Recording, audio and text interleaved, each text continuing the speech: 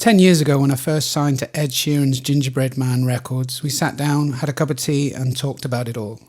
And then a couple of years later, we did it again. Hey everyone, this is Tea with Jamie and Ed, the second part. And it's been a couple of years since we've done this, so what's been going on, Jamie? What's happened? Since last time? Yep. We released a single, wasn't expecting that. It did pretty well. Sure did. We released a record, that was kind of cool. Went gold. Went gold, went to #1. Yep. Won an Ivor Novello. Won an Ivor Novello award, beat you. You bastard. You know, so that was fun. Now, it's 10 years since that first cup of tea, and we've decided we should have another. And here we are in Ed's stomping ground of Suffolk, discussing the new 10th anniversary edition of the Jamie Lawson album, on which Ed has kindly joined me, and sharing a few memories of the last 10 years since the original Jamie Lawson album was released. And here it is. Enjoy. All right, sync clap. You know all the tricks these All the days. You're tricks, all over yeah. this shit. Yeah. So I tell the story on stage of how we met at a Christmas gig that Tony Moore and Lucy Dixon had put on at the Bedford, picking the best of the year. And I was one of them, and you were one of them, and I was on in the first half. And it was very soon after I'd written Wasn't Expecting That. And the song got this, kind of ridiculous reaction, and it was really good. And then I thought, I'm doing great, here I am. And then you got up and you just you were on the tables singing To Make You Feel My Love, I think it was, right in the middle, and it was just like, oh, okay, he wins. It was literally like, I was like feeling so good, because, the song was doing brilliant, whatever. But then, you just did that, and it was like, oh, okay. Oh, and then I remember afterwards saying, I thought, because you did the 18 that night as well. Yeah. And I remember saying, that's very good.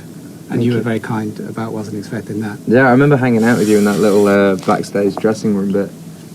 That was a while ago, 2010. 15 years. Isn't that mad? Yeah, that's that, 15 that years would be ago. about that, yeah.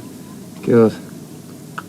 Those are the days, eh? Yeah. And then, because I'd say to people, that was the only time we met.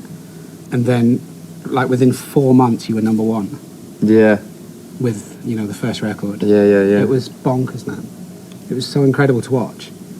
I remember really keeping tabs on you, though, because that's why, as soon as I got the record label set up, I was like, I know who I want to do first. Because I just kept going. It's one of those ones I kept playing to people, when you get at a party and you're like, it's 2 o'clock in the morning, everyone's having a drink, and there's 4 of you at a table and everyone's showing music. It was always the first song that I would play, right. Check this guy out.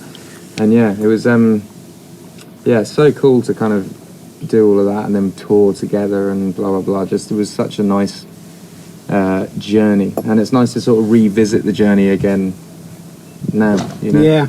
Really cool. It's interesting re-recording the album as a whole.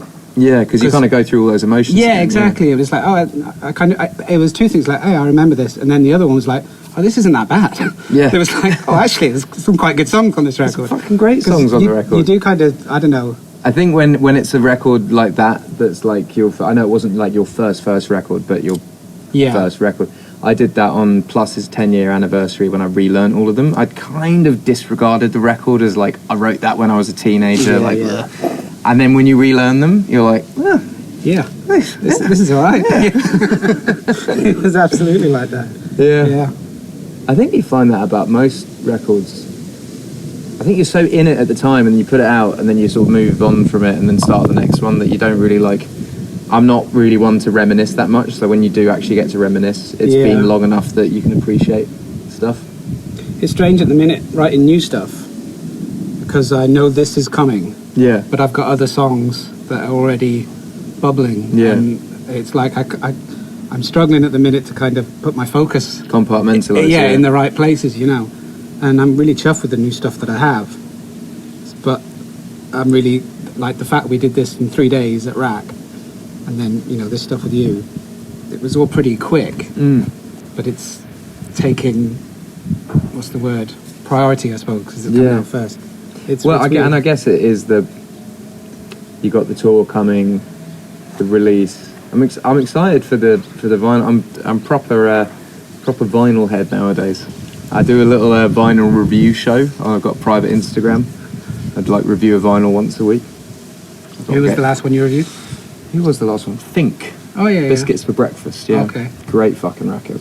And then who was before that? I'm doing Tom Waits' Mule Variations. Okay. Have you heard that? Yeah. Yeah. I just I don't know. People just give me recommendations and stuff, and I end up listening to it. There's not really that many that I haven't liked. But yeah. Right. What was your favourite memory of the year that it came out then, 2015? Because we did quite a lot that year, didn't we? Did, man. It was such a crazy time because when it went to number one and it came out, I was on tour with One Direction. Yeah. That was weird. You know, what am I doing opening for One Direction? It made no sense, and I still don't know how it happened. Do you know how it happened? They were fans of you. Can't be true. They were. Niall asked you to be on tour because he was a fan of you. They were really. I mean, genuinely. Niall and Harry were so lovely to me. Genuinely, like they were fans of you. I promise you. So yeah, that was happening, and then in the midst of that, I totally forgot you went on tour with One Direction. Now, like 10 years later, it's sort of like. I mean, that's just the weirdest thing ever. Such a pop phenomenon. Yeah. That was the last tour they did, and then. I mean, that's kind of cool in itself, isn't it? Yeah. Yeah. And we did that BBC Breakfast somewhere around within that. Oh yeah, that school in Wales. No, it was in like Cumbria or something. That was Radio 1, I think. Oh, Wasn't it like a farm BBC thing? Breakfast. Yeah. Different one, yeah.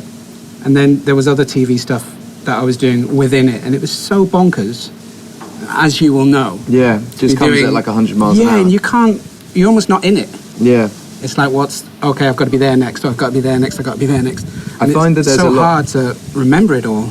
But with stuff like that, I find that it's very... Like, I even find it now in my own career, like looking back at stuff, being like, I wish I'd like savoured that, or I wish I'd like even taken that in, but it's so just one thing after the other that actually the only time you can savour it is now 10 years later, looking back and being like, that was a really cool time, you know? We did a New York trip where I got to do Ellen and Jimmy Fallon, I think, and we did some like pretty big breakfast shows as well, and it was so fast. Yeah.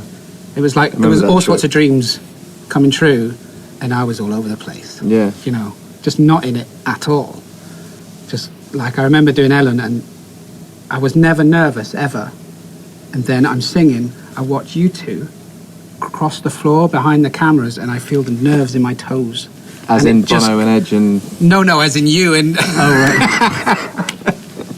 As in you and Ellen walking across behind. Right, yeah. And just the nerves just started in my toes and went right up through me as I'm singing. And I'm thinking, oh fuck, it's going to go. And I'd never felt it before. It was so weird. All of it was I didn't so notice that, you know. Well, hopefully not. Yeah. I've actually watched it back and gone, you got away with it. But I got away with it. It wasn't amazing. Yeah. But I got away with it. But yeah, man, it was crazy, and I'm very grateful to you. No, of course, man. Well, this has been great. Trip, yeah, nice. I wouldn't even say it's memory lane because it's still like... Yeah, it's still around, isn't it?